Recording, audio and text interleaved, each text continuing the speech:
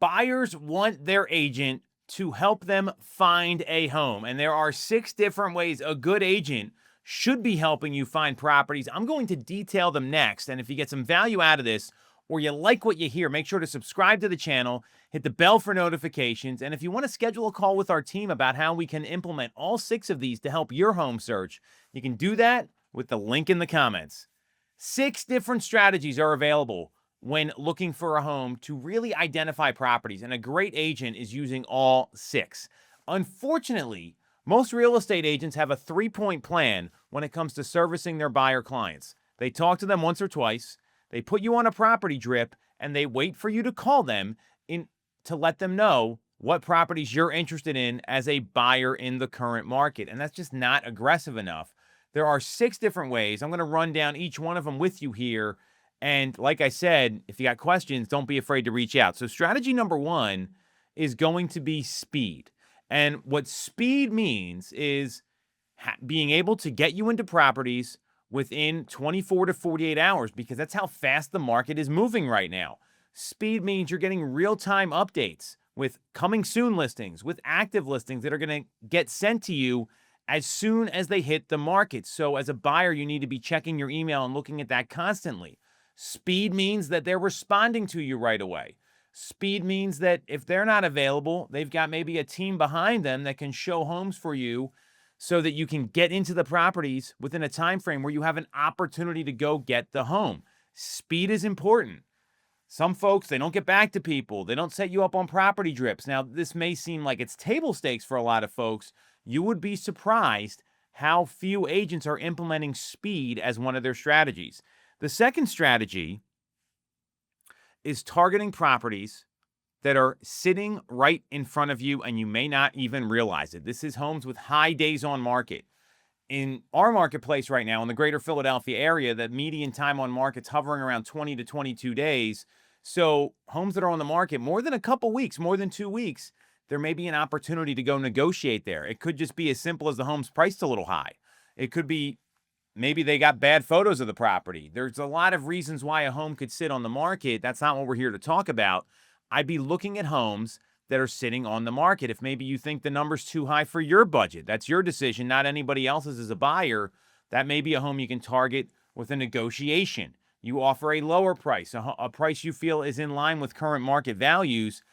Many buyers don't do that. You would be surprised how few buyers do that. One, because their agents aren't advising them to do that. And secondly, they think everything's going to sell within a couple days. That's not really the case. We're seeing that the median days on market just over 3 weeks.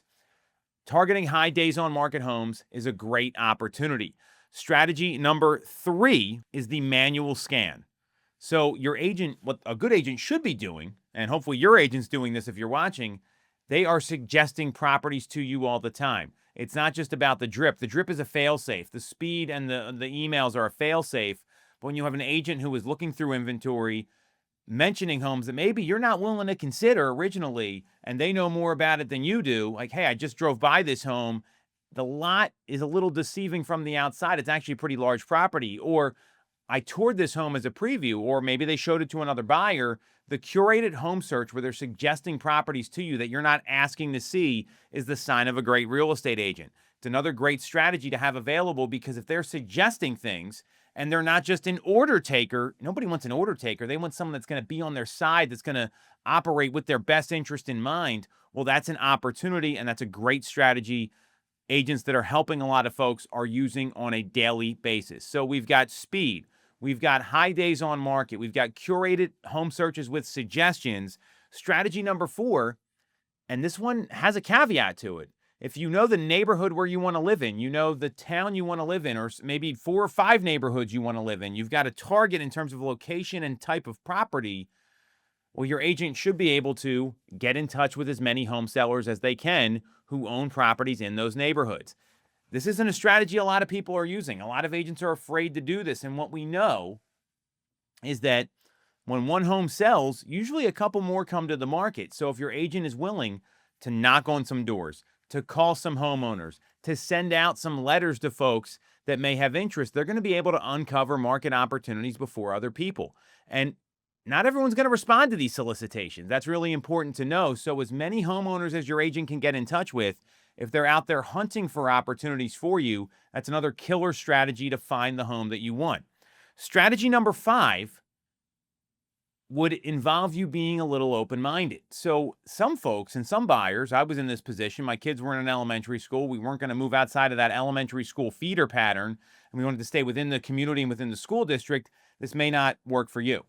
But there are other people who aren't tied into a school district. Maybe your kids go to a private school or a religious school that is not a geographically bound school district or elementary school or middle school or high school. And if you're in that position, maybe consider some adjacent neighborhoods where you can get a little better bang for your buck, where there's less competition. This is something that's worked for a lot of folks where maybe they're sending their kids to private school.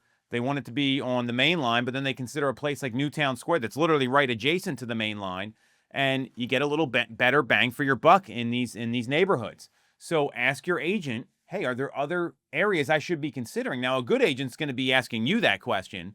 A great agent, I should say, not just a good agent. Be open-minded to some of the adjacent neighborhoods. I can't tell you how many times we've worked with a buyer where they had no idea that the neighborhood even existed that they ended up purchasing in, and they were very grateful for being a little more open-minded and considering some of those other neighborhoods. That's strategy number 5. And the last strategy, and we've talked at length about this on the show here. We've done videos about it. Are you implementing the 10 different ways to win a competitive offer situation? We have got a tried and tested process to write winning offers. And not all of these things are part of the negotiation. Some of it's video communication with the other agent. It's about price, terms, settlement date, inspections, transfer tax, appraisal gaps. Is your lender communicating with the other side to let them know, hey, I've got a really great pre-committed buyer here, whatever the situation is? The lender lets the other side know, the listing agent, that you're a really solid buyer financially and there's no issues getting approval. All these things, these 10 different things, and if you want more information about that, just reach out to us. That's how you win an offer. It's never just one or two things. Sometimes you need all 10. Sometimes you need 6.